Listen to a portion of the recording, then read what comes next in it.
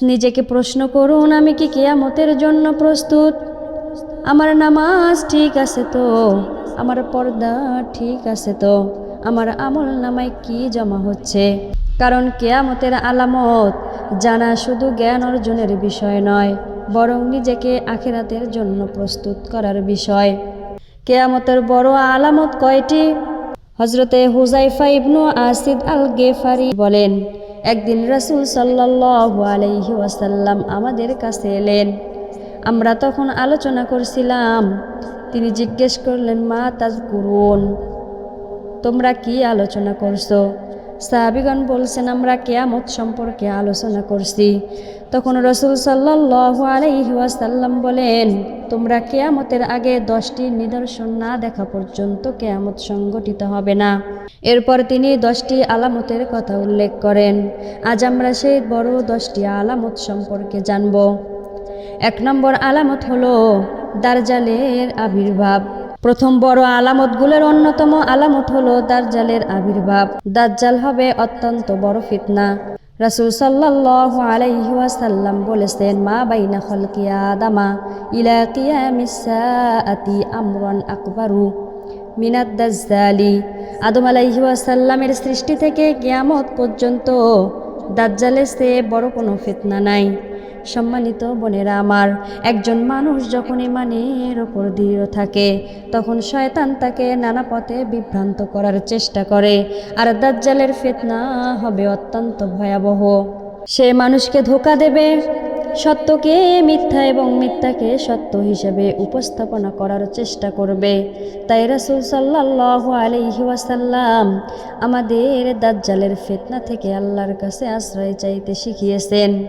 নামাজের শেষ বৈঠকে আমরা যে দোয়া পড়ি, আল্লাহুম্মা ইন্নী আউযু বিকা মিন আযাবি জাহান্নাম ওয়া মিন আযাবিল কবরি ওয়া মিন ফিতনাতিল মাহইয়া ওয়াল মামাতি ওয়া মিন শাররি ফিতনাতিল মাসীহিদ দাজ্জালি। অর্থ, ইয়া রাব্বুল আলামিন, আমি আপনার কাছে জাহান্নামের আযাব থেকে, কবরের আযাব থেকে, জীবন ও মৃত্যুর ফিতনা থেকে, মাসীহ দাজ্জালের ফিতনা থেকে, অনিষ্ট থেকে আশ্রয় চাই। তাই বোনেরা আমার, আজ থেকে এই দোয়াটি মনোযোগ দিয়ে পড়ুন। দ্বিতীয় নম্বর হচ্ছে ঈসা ইবনে মারিয়াম আলাইহি ওয়াসাল্লামের অবতরণ।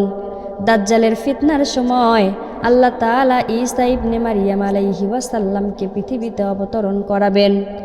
আল্লাহ পাক রব্বুল আলামিন বলেন, ওয়া ইন্নাহু লাইলমুল লিসসাআতি, নিশ্চয় তিনি কিয়ামতের একটি নিদর্শন।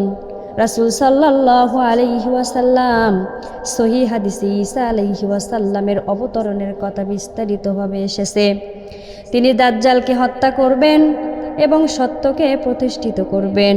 এখনো আমাদের জন্য একটি শিক্ষা আছে, দুনিয়ার যত বড় ফিতনাই আসুক, শেষ বিজয় হচ্ছে আল্লাহর দ্বীনের। তাই বিপদের সময় ঈমানকে আঁকড়ে ধরতে হবে, ধৈর্য ধরতে হবে। 3 নম্বর হচ্ছে ইয়াজুজ ও মাজুজের আবির্ভাব। আরেকটি বড় আলামত হলো ইয়াজুজ ও মাজুজের বেরিয়ে আসা।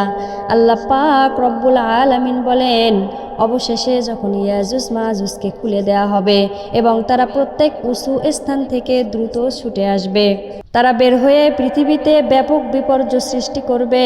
তাদের সম্পর্কে কোরআন ও হাদিসে আমাদের সতর্ক করা হয়েছে। এখানেও একটি শিক্ষা আছে, মানুষ যত শক্তিশালী মনে করুক নিজেকে, আল্লাহ পাক রব্বুল আলামিনের ক্ষমতার সামনে সে অত্যন্ত দুর্বল। 4 নম্বর হচ্ছে ধোঁয়া। কিয়ামতের বড় আলামতের মধ্যে রয়েছে দুখান বা ধোঁয়া। আল্লাহ পাক রব্বুল আলামিন বলেন, তুমি অপেক্ষা করো সেই দিনের, যেদিন আকাশ সুস্পষ্ট ধোঁয়া নিয়ে আসবে।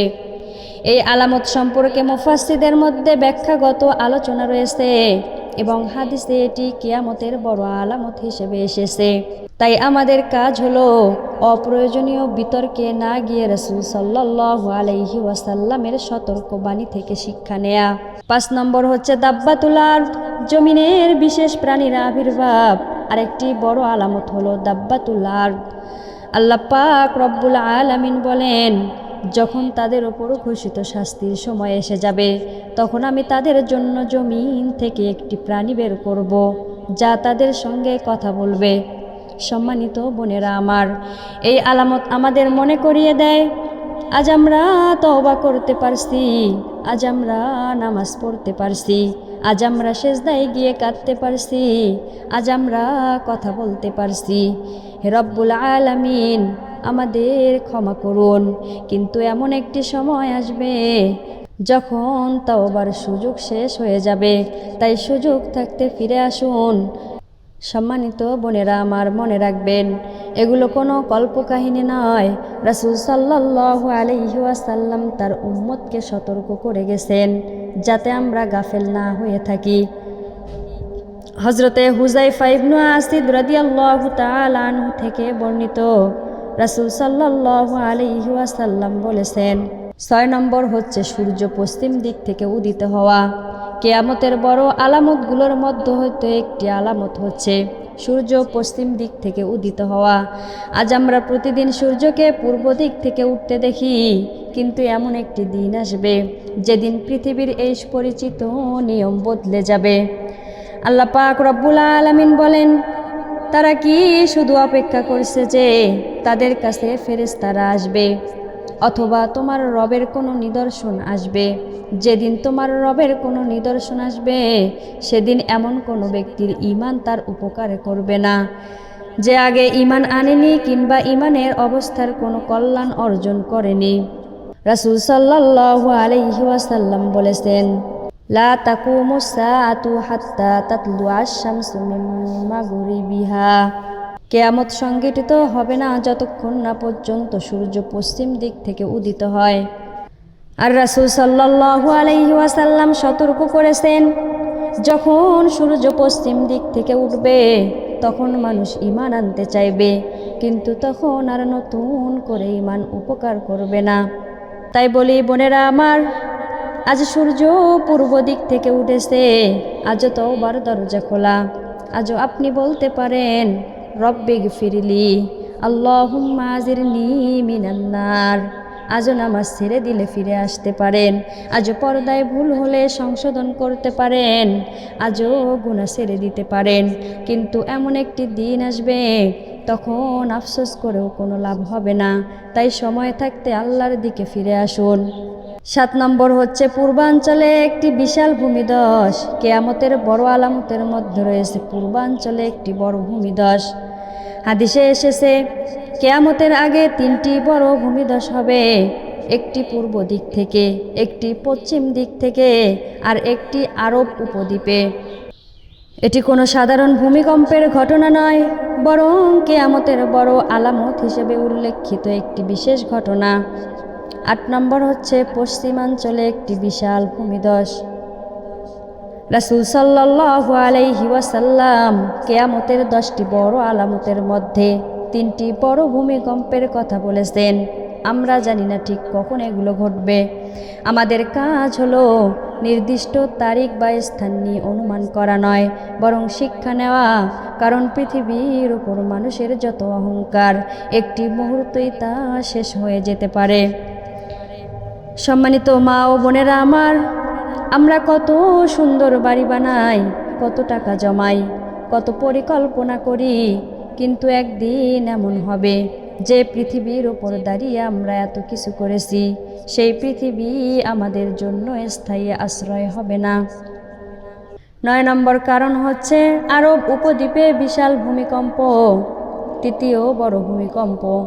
রাসূল সাল্লাল্লাহু আলাইহি ওয়াসাল্লাম কিয়ামতের 10টি বড় আলামতের মধ্যে এটিও উল্লেখ করেছেন।